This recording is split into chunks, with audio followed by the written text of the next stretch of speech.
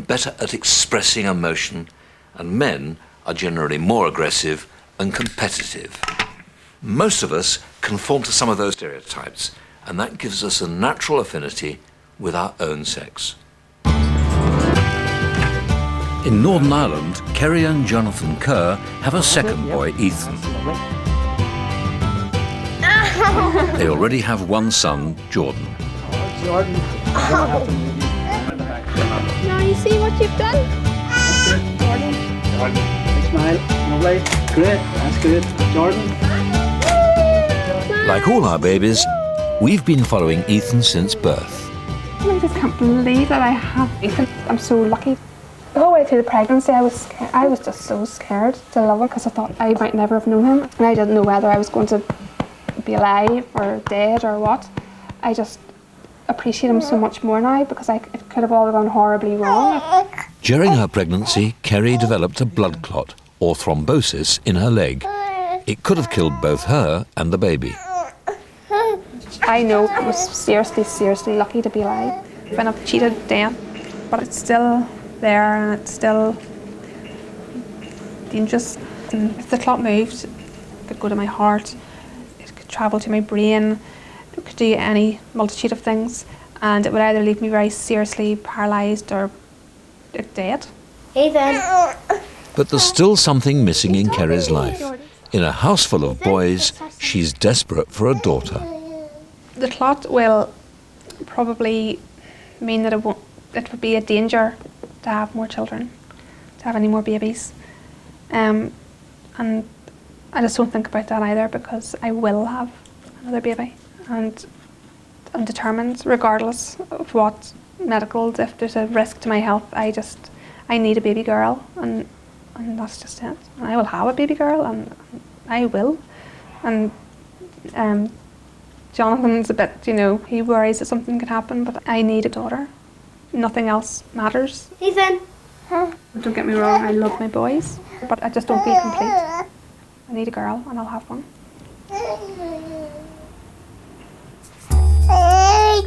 Ethan's just beginning to identify with his dad and understand that he's male. But there's only one way to make sure the rest of the world knows it too. I love getting them wee clothes. We come in here in the morning and we go, what will we wear? It's a whole big thing. And we've got this in Benetton, or that. You've even got Tommy Hilfiger jeans. You can never have enough clothes when you're 9 months old. It's very important. Because Jordan is just no fun. Whereas Ethan, I can dress him up. And he just is lovely. And he's like a wee doll to me. He really is. And Ethan's such a good shopper. He just sits there and give him a toy and he's happy, Clothes are terribly important. They're often the only indication whether a baby is a boy or a girl.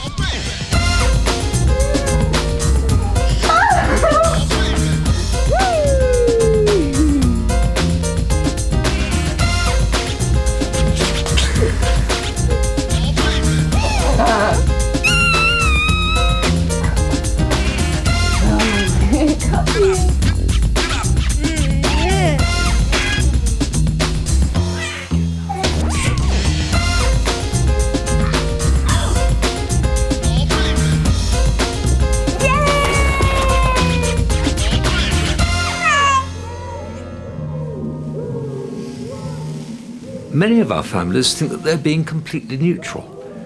But in practice, well, most of our parents dress their girls in pink, and not one of our families dress their boys in pink. Does it matter? Well, it does matter, because as babies, we are what we wear. Actually, I think I look quite nice in pink. We decided to do an experiment to see what would happen if some of our children were dressed in the wrong clothes. Disabled mum Alison Lapper brought her son Paris to the lab. It doesn't take long for him to be transformed into a girl. Is that cute? Until the scan, I actually thought I was having a girl anyway. So, and I was going to actually call him Lily. But Lily Lapper would not have been cool, would it? Do you feel pretty? Do you feel gorgeous? It's hilarious.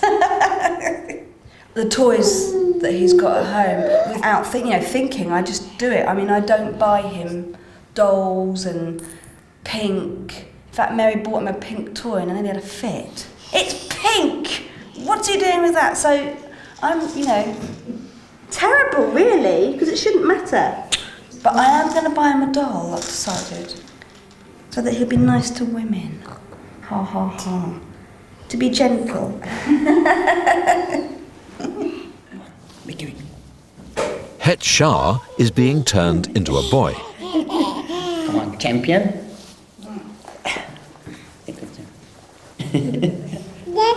Huh.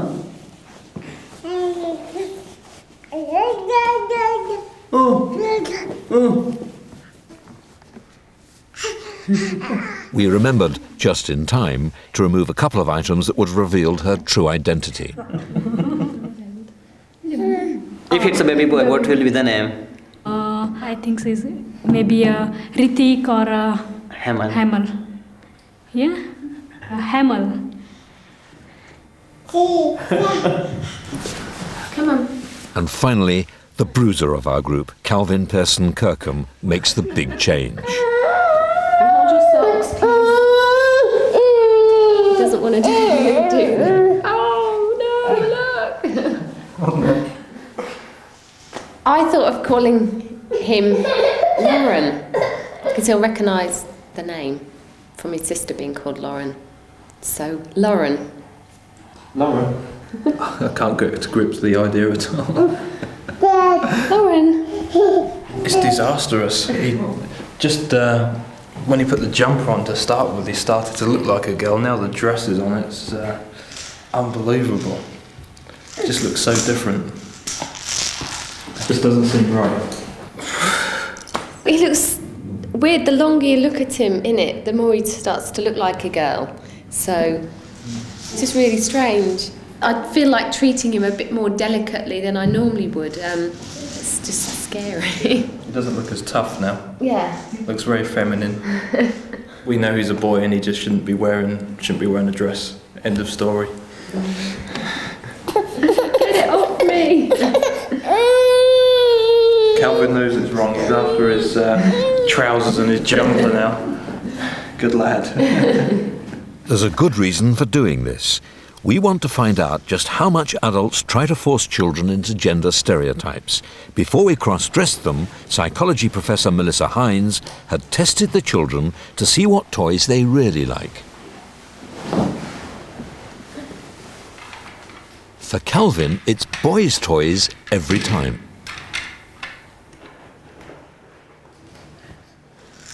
Het went for the rattle first, but she wasn't distracted by it for long. Dolls encourage a child to be nurturing. Fine, Tina. Boys' toys tend to promote rough and adventurous play. Paris liked the rattle and the car. Then we asked some of our other parents to play with the child. Hi, this is Lily. All they knew was its name. They had no idea we had cross-dressed them. How will Jonathan Kerr respond to Lily, who, don't forget, is really a boy? What's your name? Kerry's been told to expect a boy. This is Hemel. Hi. Before the baby arrives, she's already selected a toy, the plane. Oh, dear, don't you cry, wee heart. Look, what's this? And it's another boy toy for Het.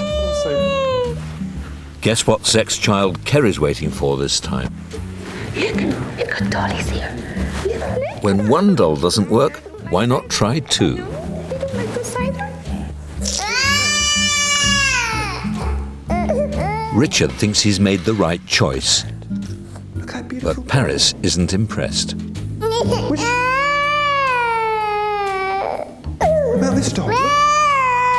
Two dolls. Jackie was the first to buck the trend by offering the boy's toy to a girl. But how does she respond to the child she thinks is a boy?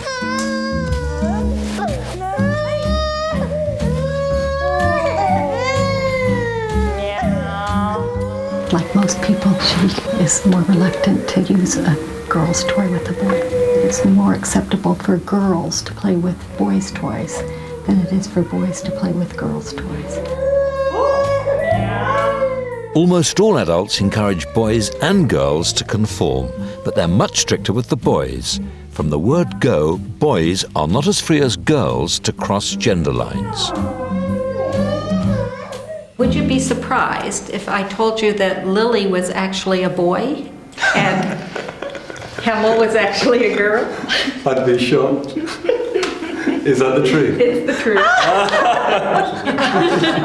Even the boy dressed as a girl, Lily, you had no suspicion at all. No, I just believed what you told me.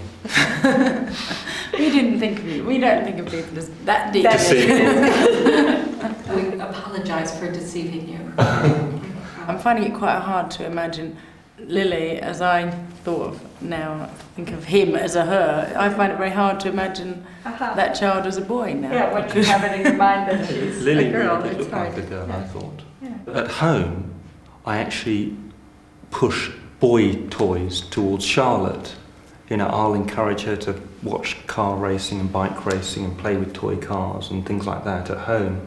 Because you enjoy them, don't you? I enjoy them, and I'd like her to be able to later on have a little bit of interest in what I'm interested in.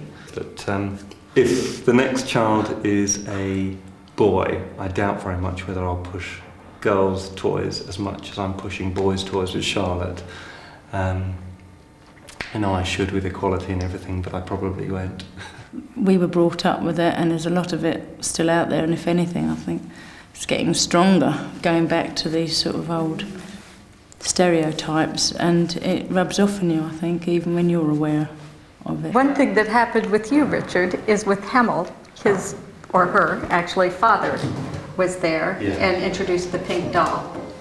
Yes, in an attempt to calm Hemel down because he knows that it's actually... Well, I was actually surprised. But it didn't occur to you that Hemel was actually a girl. No. In fact, I thought you were winding us up when you said that. They're still winding us up. What did you think we were up to? What did you think we were looking for?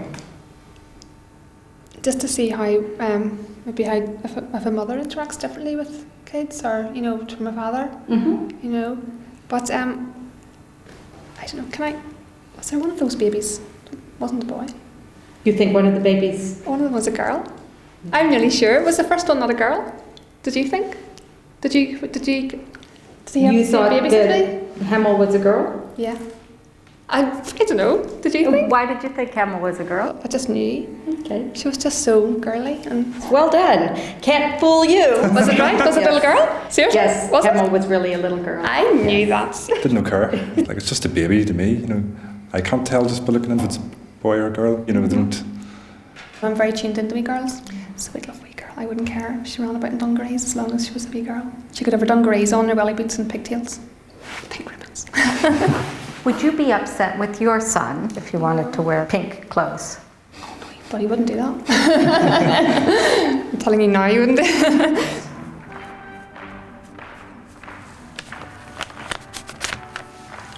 But perhaps there's more to gender than the wishes of our parents.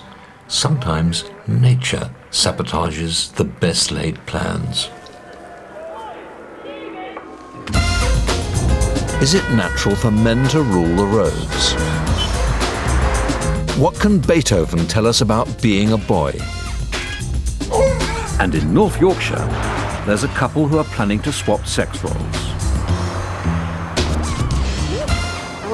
Look at all this lot. There's 1, 2, 3, 4, 5, I don't know, 18 lots of frog spawn. Tanya Knights and Andy Lees are expecting their first child.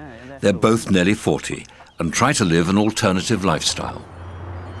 We have all sorts in common. Sense of humour. We both have similar interests. Chickens. Chickens. And I also fancy her a lot.